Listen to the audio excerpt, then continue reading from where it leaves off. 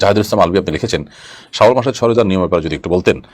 ভাই আলভী, শাওয়াল মাসের 6 রোজা এটা শাওয়াল মাসের প্রথম দিন, ঈদের দিন ছাড়া এরপর আপনি পুরো মাসের মধ্যে রাখলেই হবে। ধারাবাহিকভাবে রাখেন কিংবা ভেঙে ভেঙে রাখেন, সেটা একান্তই আপনার ব্যাপার। যে কোনোভাবে আপনি এই রোজা রাখলেই হবে।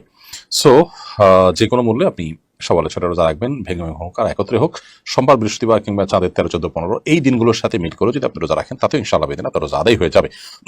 আমরা অনেকেই আছি যারা হয়তো তাদের শুধু শুক্রবার বন্ধ থাকে, সেদিন তারা রাখতে চান। যদিও শুধু জুমার দিন রোজা রাখা হাদিসে নিষেধ, বা জুমারকে কেন্দ্র করে কোনো দিনকে রোজার জন্য ফিক্স করা হাদিসে নিষেধ, কিন্তু আপনার জন্য সওয়ালের 6 রোজা রাখার জন্য অন্য যদি অপশন না থাকে, এটাই আপনার জন্য সহজ হয়, তাহলে সপ্তাহে মাসে 4টা জুমা পাওয়া যায়, সেদিনগুলো আপনি রাখতে পারেন সওয়ালের 6 রোজার জন্য।